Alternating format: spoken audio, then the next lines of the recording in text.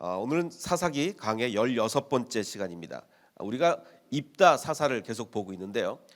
그 사사기에는 12명의 사사가 나옵니다. 12명의 사사가 나오는데 6명을 대사사, 또 6명을 소사사 이렇게 구별을 합니다. 대사사와 소사사의 구별은 다른 것이 아니라 길게 기록이 돼 있으면, 분량이 많으면 대사사고 짧게 기록이 돼 있으면 한 절, 두 절 이렇게 짧게 기록이 돼 있으면 소사사입니다. 그래서 먼저 대사사를 중심으로 보면 온니엘, 에훗, 드보라, 기드온, 입다, 삼손까지가 이제 대사사고, 나머지 6명이 소사사인데 어디에 들어가냐면 삼갈이 요 사이에 들어갑니다. 삼갈. 그리고 돌라와 야일 그 사사가 기드온과 입다 사이, 기드온과 입다 사이에 돌라와 야일이 들어가고, 입다 이후에 입산, 엘론, 압돈이라는 3명의 소사사가 짧게 이렇게 기록이 되어 있습니다. 그래서 지금 저희는 대사사 위주로 살펴보고 있는데요. 아마 다음 시간쯤 소사사에 대해서 잠깐 말씀을 드리도록 하겠습니다. 오늘은 계속해서 지난 시간에 이어서 입다를 얘기해 보겠는데요. 창녀의 아들로 태어났죠. 기생의 아들로 태어나서 많은 서름을 겪었습니다. 그래서 친아들들이 와서 당신은 기생의 아들이니까 우리 집에서 나가라. 아버지의 유산을 나눠줄 수 없다. 나가라 해서 집에서 쫓겨나서 어떻게 됩니까? 건달 두목이 되죠. 이제 건달 두목이 됐는데, 이제 암몬이 쳐들어왔습니다. 암몬이 쳐들어오자 장로들이 워낙 싸움을 잘하니까 입다에게 찾아가서 처음에 제시한 건 뭡니까? 우리의 장관이 돼달라. 군대를 이끌어달라. 우리의 장관이 돼달라고 제시를 합니다. 근데 먼저 일단 입다가 튕기죠. 니네 뭐라고 튕기냐면, 나를 쫓아낼 때는 언제고 니네 아쉬우니까 인제 와서 나한테 도와달라 그러느냐. 나는 처음에 튕깁니다. 그러자 갑자기 몸값이 올라가죠. 그래서 처음에는 장관을 제시를 했었는데 나중에 장로들이 이번에는 그럼 우리의 통치자가 돼달라, 우리의 머리가 돼달라 이렇게 제안을 합니다. 그래서 이제 입다가 그 제안을 받아들이고 암몬과 전쟁을 하러 나가죠. 자, 근데 암몬과 바로 전쟁을 하는 게 아니라 뭡니까? 먼저 영토 소유권 논쟁을 펼치죠. 야, 니네 이게 우리 땅인데 왜 니네가 와서 달라 그러느냐 하면서 영토 소유권 논쟁을 막 하는데, 소유권 논쟁을 통해서 드러나는 게 뭡니까? 입다라는 사람이 아주 무식한 깡패 두목이 아니고 성경 말씀에, 이 역사에 굉장히 해박한 지식을 가지고 있다. 성경에 아주 해박한 지식을 가지고 있다는 것이 이 논쟁을 통해서 드러납니다. 아주 무식한 깡패 지도자가 아니었던 거예요.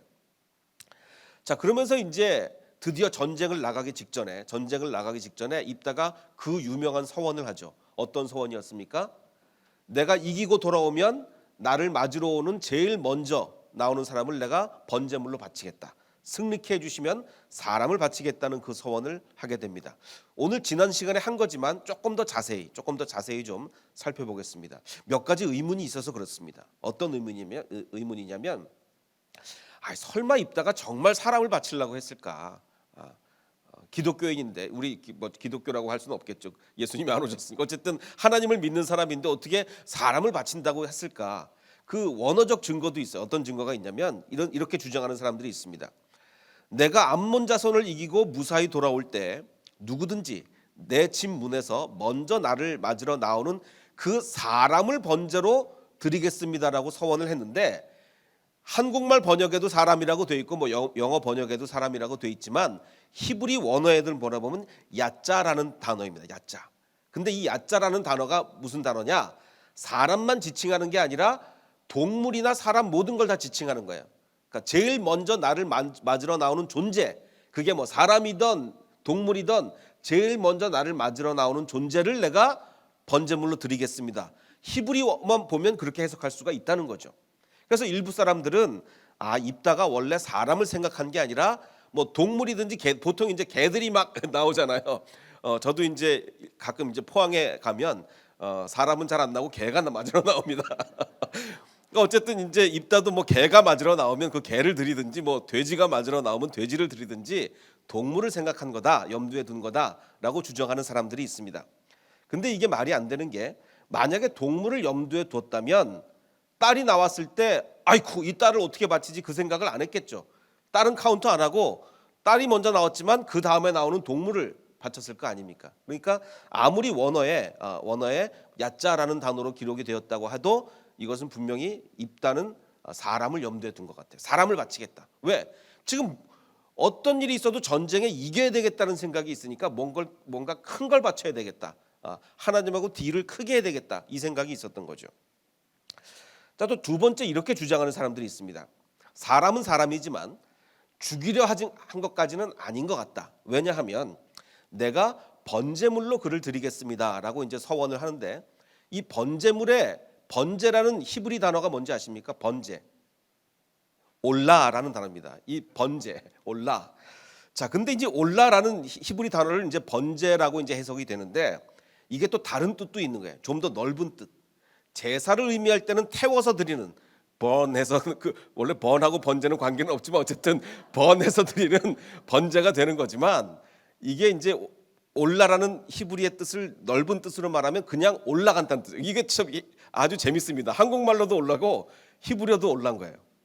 왜냐하면 이 번제를 드리면 연기가 올라가잖아요. 그래서 올라라고 해서 히브리도 올라고 한국말도 올라인데 올라라는 건 무조건 올라가는 게 다 올랍니다. 번제든지. 그래서 에스겔서에는 또 그리로 올라가는 7층계가 있다라고 할 때 올라간다고 할 때 이 올라라는 단어를 썼어요. 참 특이하죠. 자, 그래서 이렇게 주장하는 사람들이 있어요.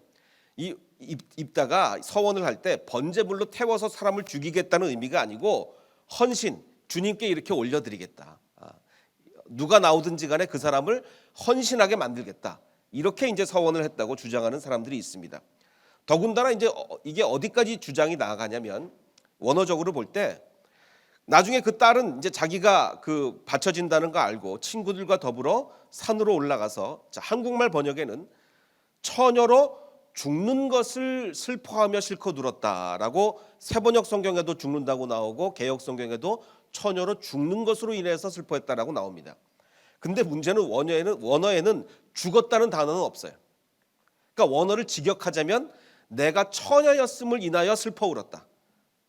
처녀였음을 단순히 죽었다는 얘기는 원어에 없습니다. 그래서 어떤 주장을 하냐면 입다가 이 딸을 평생 처녀로 주님을 섬기게 했다. 마치 천주교에서 수녀로 섬기듯이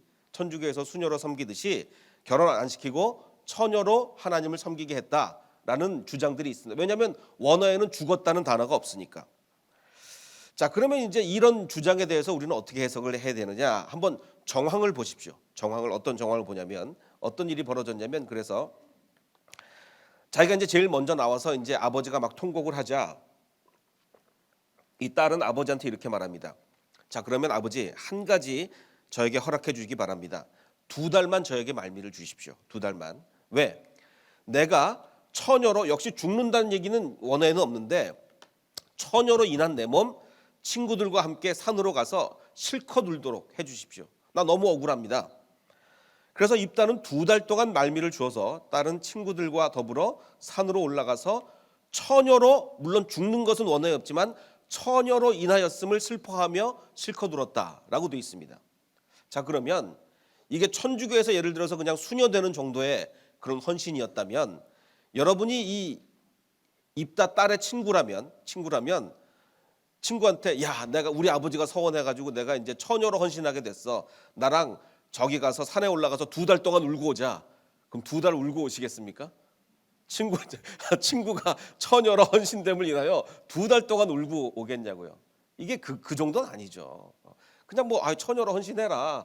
내가 2시간은 울어줄 수 있다. 이런지 모르지만 어떻게 2달을 울고 오겠어요.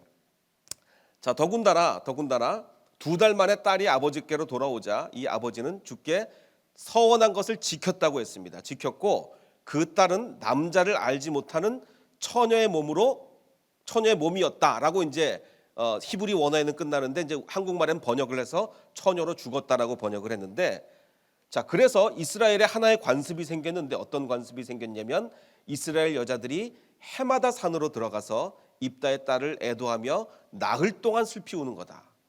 자, 그러면 한 여자가 그냥 마치 천주교에서 수녀되는 것처럼 처녀로 헌신했다고 해서 이스라엘 여자들이 매년 나흘 동안 가서 울고, 이건 말이 안 되죠. 이게 정황상 말이 안 되는 거예요.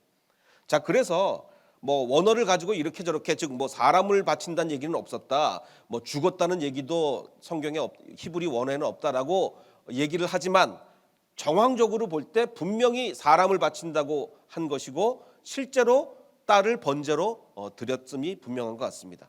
이 정황이 굉장히 그걸 강조하고 있죠. 자, 그럼 여기서 중요한 것은 입다는 그러면 왜 이런 엄청난 무리한 서원을 했으며 왜 그는 서원을 돌이키지 않고 아이고 내가 잘못했구나라고 생각하지 않고 끝까지 지켜서 딸을 죽여야만 했을까? 오늘 그 얘기를 좀 해보도록 하겠습니다. 자, 입다가 이 서원을 끝내 지키고 만 것에 대해서 두 가지 굉장히 극단적으로 다른 해석이 있습니다. 끝내 이제 이 딸을 바쳐서 번제물로 태워 드렸는데 극단적으로 다른 두 해석. 첫 번째 해석은 이렇게 해석하는 사람들이 있어요. 성령이 이제 입다에게 임했습니다. 성령이 임했고 그래서 입다는 하나님의 전쟁에서 승리하기 위해서 하나님 이 중요한 전쟁 나로 하여금 승리를 주십시오. 하기 위해서 아주 큰 서원을 한 거죠. 제일 먼저 나오는 자를 번제로 드리겠습니다. 자, 그래서 자신의 딸이 나왔는데 딸이 나왔다는 것은 야 이게 사탄이 나를 시험하는구나. 진짜 하나님이 이 서원을 지킬 것인지 안 지킬 것인지 딸이 나왔음에도 불구하고 이 서원을 지킬 것이냐 사탄이 나를 시험하는구나. 내가 그 시험에 넘어갈 수 없지. 나는 이 서원을 지키고 말 것이다 라고 해서 서원한 것을 끝까지 지켜내는 믿음을 보여줬다. 정말 훌륭한 믿음의 사람이었다 라고 해석하는 해석이 있습니다. 이게 논리적으로 어떻게 말이 되는 것 같습니까? 어떻습니까? 자, 일단 뭐 논리적 흐름은 큰 문제는 없는 것 같습니다. 자, 그런데 이제 두 번째 해석, 전혀 다른 해석이 있는데 이 두 번째 해석은 역시 성령이 입다에게 임했습니다. 자, 그러자 이 전쟁은 분명히 하나님의 전쟁이었지만 전쟁 자체는 하나님의 전쟁이었지만 입다는 지금 평생 모멸과 멸시를 겪어온 사람이에요. 창녀의 아들로서 평생 멸시를 겪어온 사람이 이제 이스라엘의 지도자가 될 수 있다고 하니 내 평생의 한이 이제 풀리겠구나. 거기에 이제 눈이 어두워서 무슨 일이 있어도 이겨야 되겠다. 사람을 바쳐서도 이겨야 되겠다. 그래서 하나님 내가 전쟁이 이기고 돌아오면 제일 먼저 나오는 그 사람을 내가 번제로 드리겠습니다. 신분 상승에 눈이 어두워서 무리한 서원을 한 거죠. 근데 딸이 나온 거예요. 자, 그래서 딸이 나옴으로 인해서 아이쿠 내가 서원을 하면 안 되는 서원을 했구나. 누군가 나왔다고 할지라도 그 사람은 다른 사람의 딸일 텐데 누군가 남자가 나왔다고 할지라도 그 사람은 다른 사람의 아들이었을 텐데 내가 다른 사람의 마음은 생각 안 하고 내 생각만 하고 사람을 바치겠다고 했더니 하나님이 내 딸을 내보내셨구나. 내가 잘못된 서원을 했구나. 하나님 내가 잘못했습니다. 서원 철회하겠습니다. 이렇게 철회를 했어야 하는데 그럼에도 불구하고 그는 가만 내가 지금 이거 이스라엘의 지도자가 될 판인데 서원을 철회했다가 이건 무슨 망신이냐. 서원을 철회하면 내가 이래가지고 서원을 했다가 철회하면 내가 이스라엘의 지도자가 될 수 있겠나. 그것에 못 이겨서 서원을 철회 못하고 끝까지 지켜낸 게 아닌가. 자, 이런 굉장히 서로 다른 해석이죠. 1번 해석과 2번 해석은 굉장히 다른 해석입니다. 여러분은 어떤 해석을 지지하십니까? 1번이 맞는 것 같습니까? 2번이 맞는 것 같습니까? 자, 성경에는요 잘못된 서원을 했을 때 어떻게 해야 되느냐는 규정이 있습니다. 레위기에 그 규정이 있습니다. 어떤 규정이 있냐면 자, 레위기 5장 4절을 보면 우리가 생각 없이 입을 잘못 놀려서 악한 일을 하겠다거나 심지어는 착한 일을 하겠다고 맹세할 때 악한 일을 하겠다고 맹세하면 당연히 잘못된 서원이고 착한 일이라 할지라도 그게 뭐 전혀 상황과 맞지 않거나 할 때는 잘못된 서원일 수 있다는 거예요. 심지어는 착한 일이라 할지라도 잘못된 서원일 수가 있다는 거죠. 자, 그랬을 때는 어떻게 되느냐. 이렇게 잘못된 서원을 하면 이것을 뒤늦게 알고서 자기의 죄를 깨달으면 그 죄를 속해야 된다. 무조건 그 서원을 말한 대로 지켜야 된다가 아니라 이게 잘못된 서원이었습니다. 내 죄를 용서해 주십시오라고 그 죄를 속해야 된다는 거예요. 어떻게 속하느냐? 자기가 어떻게 죄를 지었는지 먼저 고백을 하고 그 다음에 그 죄에 대한 보상으로 주님께 속건 제물을 바쳐야 된다. 그래서 제사장이 그 제물을 바치고 제사장이 그를 당신은 그러면 용서받았습니다라고 얘기해 주면 그는 용서를 받는다는 거예요. 그러면 하나님과 한 언약이기 때문에 이 그 서원이기 때문에 말한 대로 무조건 지켜야 되는 게 아니라 잘못했으면 철회를 해야죠. 이게 말도 안 되는 서원을 했으면 철회를 해야죠. 어떻게 철회하느냐? 그 방법이 여기 나와 있다는 거예요. 먼저 고백을 해라. 이거 잘못한 거다. 고백을 하고 내가 죄졌습니다 라고 하고 속건제물을 드리면 하나님께서 잘못된 서원을 용서해 주신다는 거예요. 그러면 사람을 바치겠다는 이 말도 안 되는 잘못된 서원을 했을 때 입다는 이것을 행하고서 서원을 철회했어야죠. 왜? 입다는 그전에 말씀드렸지만 율법에 해박한 사람이에요. 이스라엘의 역사 율법에 아주 해박한 사람입니다. 이 규정을 분명히 알았을 거예요. 그런데 알았음에도 불구하고 그는 지도자가 되고 싶은 욕심에 철회하지 않았던 거죠. 하나님의 마음을 몰랐던 겁니다. 지금 하나님의 마음이 내가 서원을 철회하고 정말 사람을 사랑하는 사람이 되기를 원하느냐, 딸을 죽여서라도 지도자가 되기를 원하느냐, 하나님의 마음을 몰랐던 거예요. 우리 지존파 잘 기억나시죠? 정말 한국 사회를 굉장히 발칵 뒤집어 놓은 엄청난 사건인데 얼마나 이 사람들이 끔찍했냐면 그 자기 범죄 아지트를 만드는데 그 아지트에다 뭐까지 만들어놨냐면 사람을 죽이면 그 증거를 없애기 위해서 시체를 소각하는 그 소각장까지 자기 아지트에 만들어놨습니다. 그래서 이게 바로 그 시체 소각장 사진입니다. 여기서 사람을 막 태워서 증거를 없애버리는 거예요. 그래서 이제 이 지존파의 그 두목이 누구였냐면 이제 그 사형 선고를 받았어요. 사형 선고를 받아서 그 법정에서 사형 선고를 받고서 뭐라고 이런 얘기를 합니다. 내가 초등학교 다닐 때 선생님한테 미술 시간에 크레파스를 안 갖고 왔다고 해서 엄청나게 혼났다는 거예요. 크레파스를 안 갖고 왔다서. 근데 왜 안 가져왔느냐? 자기는 너무 가난해서 크레파스를 살 돈이 없었다는 거예요. 그런데 선생님은 나를 그렇게 혼내면서 근데 이제 자기는 창피해서 내가 가난해서 크레파스를 못 가져왔다는 걸 창피해서 말을 못한 거죠. 그래서 선생님은 화를 내시면서 나를 때렸다고 합니다. 선생님이 정말 너무하신 것 같아요. 어떻게 딱 보면은 이 아이가 어떻게 가난한지 아닌지 알 텐데 어떻게 얘를 이렇게 때릴 수가 있을까? 그러면서 이런 말까지 했다고 합니다. 훔쳐라서도 가져와야 될 거 아니냐. 물론 이제 선생님이 화가 나니까 하신 말씀이었겠지만 이 아이는 그게 너무나 상처가 됐던 거예요. 너무나. 이 가난한 나에게 훔쳐라서라도 가져오라니. 그래서 실제로 이제부터 물건을 훔치기 시작했고 거기에 재미를 느끼기 시작했다고 합니다. 그게 이제 점점 물론 이제 이 말 한마디가 아이의 인생을 완전히 바꿔놓는 건 아니었겠지만 굉장히 큰 역할을 했다는 거죠. 자, 입다도 마찬가지였습니다. 성경에 보면 입다가 들은 말이 어떤 말이죠? 너는 우리의 어머니가 아닌 다른 여인의 창녀의 아들이므로 우리 아버지의 유산을 이어받을 수가 없다. 넌 집에서 나가라. 쫓겨난 거예요. 아마 이 지존파 두목이 겪었을 그 비슷한 충격을 이 입다가 겪지 않았을까. 그래서 평생을 이런 모멸과 충격 속에서 살았을 거예요. 그러면 이 입다는요, 사실 우리는 이 입장이 되어보지 않으면 잘 모릅니다. 얼마나 인정받고 싶었겠어요.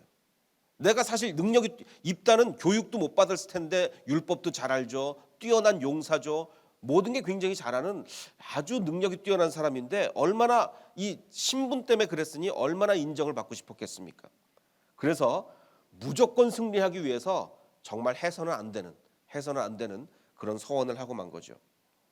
자, 그래서 앞으로 정말 그 이스라엘의 지도자가 되기 위해서는 내가 서원을 돌이키는 모습을 보여서는 이스라엘의 지도자가 못 될 것 같은데 그럼 무조건 이 서원을 끝까지 밀고 나가야 되겠다라고 아마 생각을 한 모양입니다. 자, 그래서 중요한 것은 자기의 생각에 몰입이 되면 하나님의 마음을 잃지 못합니다. 하나님의 마음은 당장 서원을 돌이켜서 내 죄를 인정을 하고 하나님 내가 정말 서원 잘못했습니다. 해서는 안 되는 서원을 했습니다. 용서해 주십시오 하고 속건제물을 바쳐서 서원을 철회하는 것이 분명히 하나님의 뜻이었을 텐데 자기 생각에 몰입되다 보니까 하나님의 마음을 잃지 못한 거예요. 하나님의 마음은 어떤 마음입니까? 지금 가나안에 있는 그 가나안 족속을 싹 몰아내고 그 가나안 땅에 거룩한 하나님의 나라를 건설하는 게 하나님의 마음이에요. 정말 이방인과 같이 되지 않는, 정말 가나안 땅의 사람들과 같이 되지 않는 거룩한 하나님의 나라를 건설하는 것이 하나님의 뜻인데 지금 암몬과 전쟁을 하면서 제가 지난주에도 말씀드렸지만 암몬과 모압은 어떤 문화가 있습니까? 저도의 열왕기서를 보면 모압 왕이 이스라엘과 전쟁을 하면서 이제 모압 왕이 전쟁에 불리해지자 전세를 역전하기 위해서 모압이 어떤 일을 했냐면 자기 장자를 죽여서 성벽 위에서 번제로 드렸어요. 자기 큰아들을 죽여서 모압 왕이. 자, 그러니 그것을 본 이스라엘 사람들은 크게 당황해서 그곳을 버리고 고국으로 돌아가게 됩니다. 그러니까 이토록 잔인한 사람들이 모압과 암몬이에요. 그럼 지금 이 입다라는 이 사사는 암몬과 대치하고 있잖아요. 암몬과. 그럼 모압과 암몬은 지금 사람을 죽여서 제사를 바치는 사람들이 모압과 암몬인데 하나님의 마음은 뭡니까? 하나님의 원래 뜻. 가나안 사람과 같지 않는 정말 거룩한 하나님의 나라를 건설하는 그게 하나님의 마음인데 하나님을 섬긴다고 하면서 똑같이 사람을 바치고 이래 버리면 무슨 의미가 있겠습니까? 무슨 의미가 있겠어요? 그러니까 정말 하나님의 마음을 모른 거예요.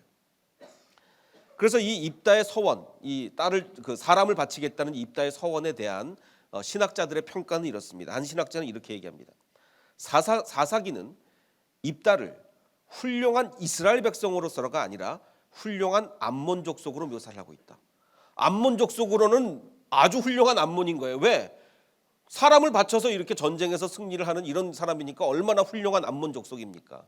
그러니까 사사기는 입다를 훌륭한 이스라엘 백성으로이 아닌 훌륭한 암몬 족속으로 묘사를 하고 있다라고 평가하는 학자가 있고, 또 다른 학자는 입다는 서원을 지켜 행함으로써 하나님의 명예가 아닌 자신의 명예를 지킨다, 이렇게까지 표현하는 학자들도 있습니다.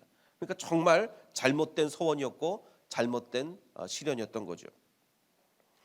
자, 그럼 이 딸이 굉장히 억울한데 그럼 딸은 어떻게 반응했느냐? 아버지가 그렇게 서원을 했고 그 서원을 지키려고 하자 딸이 이렇게 얘기합니다. 아버지께서 입으로 주님께 서원을 하셨으니 서원하신 말씀대로 저에게 하십시오. 이미 주님께서는 아버지의 원수인 암몬 자손에게 복수하여 주십시오. 하나님이 그렇게 해주셨으니 아버지도 서원을 지켜서 저를 번제로 들으십시오. 정말 효녀는 효녀죠. 아버지가 한 서원이 어떻게 흐트러지지 않도록 나를 바쳐서라도 내가 아버지의 서원을 지키겠습니다. 효녀였긴 한데 이 딸 역시 하나님의 마음을 잊지 못한 거죠. 하나님이 이걸 원하지 않는다는 걸 딸 역시 몰랐던 거예요. 그러니까 효녀였지만 정말 안타까운 일이죠. The Times of India가 한 7, 8년 전에 보도한 것이 있습니다. 그 인도 북동부에 한 12살짜리 소녀가 있었어요. 12살짜리 소녀인데 아주 가난한 집안이었습니다. 아버지가 이제 일용직 노동자였는데 아버지가 이제 점점 시력을 잃어갑니다. 눈이 나빠서 이제 시력을 잃어가고 그 오빠도 이제 신장이 나빠서 이제 이식을 받지 않으면 살 수 없는 그런 상황까지 갔습니다. 근데 이 가난한 인도의 일용직 근로자가 어떻게 뭐 이식을 하고 이렇게 하겠습니까?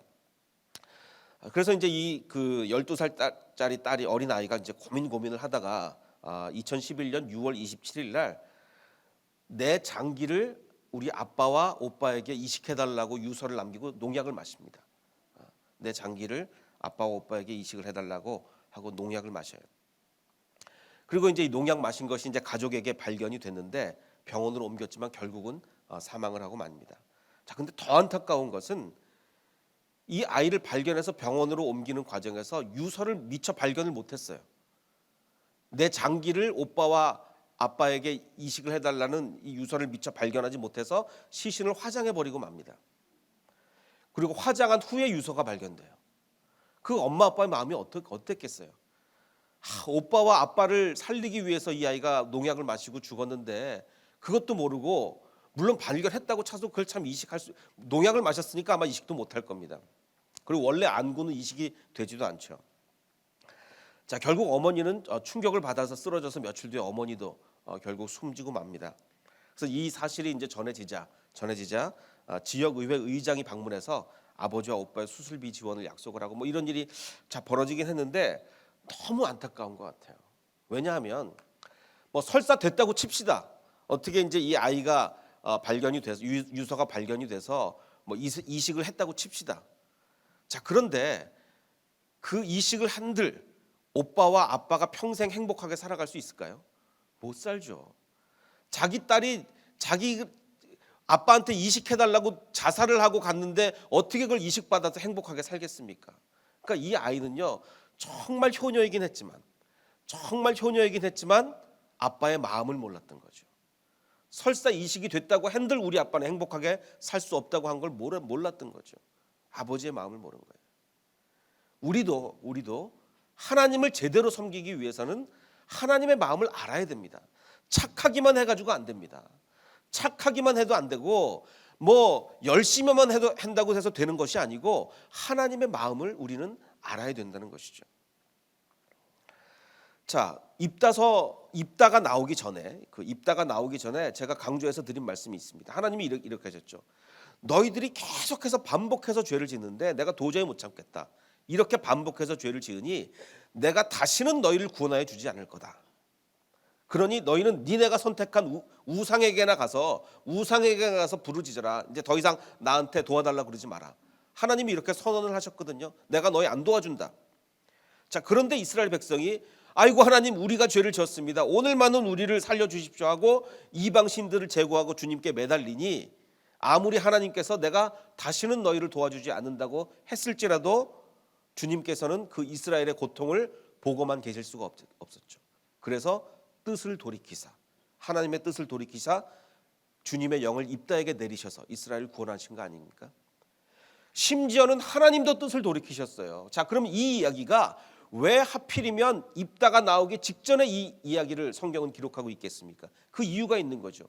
하나님께서 뜻을 돌이키셨다는 그 이야기가 왜 입다 사건 바로 직전에 기록이 되었느냐? 입다도 잘못했으면 서원을 돌이켜야 된다는 얘기죠. 심지어는 하나님조차 뜻을 돌이키시는데 잘못된 서원을 하면 당연히 돌이켜야 되는 거 아닙니까? 그걸 강조하는 거죠. 그러나 입다는 하나님의 마음을 이해하지 못했습니다. 결국은 그래서 모두가 불행한 그 상황으로 몰려가고 만 것이죠. 한 분을 소개를 하겠습니다. 이분은 족발집을 운영하신다는 그 조용철 집사님이에요. 그 부모님에 의해서 2대째 족발집을 운영을 한다고 하는데 굉장히 전도에 열심히 있습니다. 그래서 이제 족발을 이렇게 이 부인이 족발을 싸서 그 손님한테 건네주면서 항상 감사합니다, 예수 믿으세요. 항상 이 전도를 합니다. 그리고 이제 족발을 포장할 때 항상 전도지를 그 안에 넣어서 주면서 예수 믿으세요. 어느 분이 와도 그렇게 얘기해요. 솔직히 말하면 장사적 영업적 측면에서만 보면 손해입니다. 왜 손해냐면 요즘 기독교에 대한 인식이 너무 나쁘잖아요. 기독교에 대한 인식이 이렇게 나쁜데 손님마다 다 전도지 넣어가지고 예수 믿으세요 하면 장사에 방해가 되면 됐지 전혀 도움이 안 될 겁니다. 그런데도 이 사람은 어느 손님이 오든지 그렇게 하는 거예요.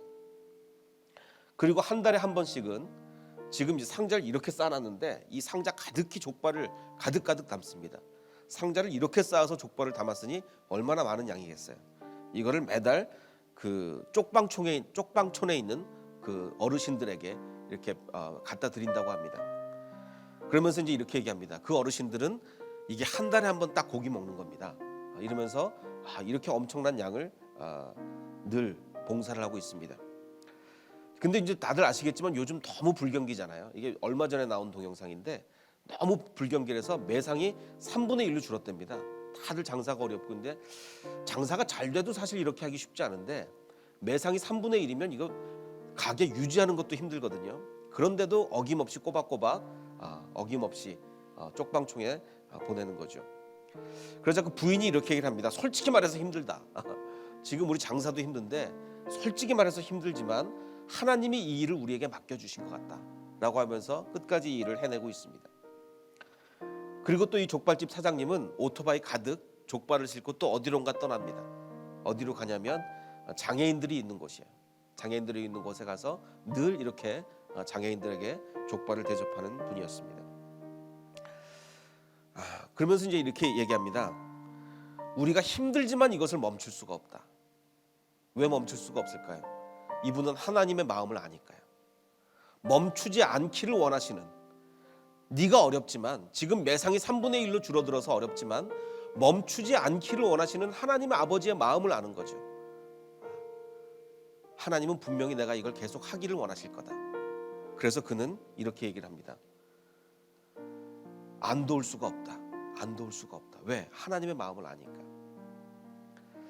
입다는 하나님의 마음을 몰랐습니다. 왜? 내 생각이 너무 컸어요. 정말 지도자가 되고 싶은 내 마음이 너무너무 커서 내 생각에 몰입이 돼서 하나님의 마음을 몰랐습니다. 그러나 우리는 하나님의 마음에 민감해지기를 원합니다. 하나님의 마음에 민감해지기 위해서는 내 생각을 줄여야 돼요. 자꾸 내 생각을 하면 할수록 하나님의 마음은 모를 수밖에 없습니다. 그러나 자꾸 우리는 내 생각을 내려놓고 하나님의 마음에 민감해지는 저와 여러분이 되시기를 주님의 이름으로 축원합니다.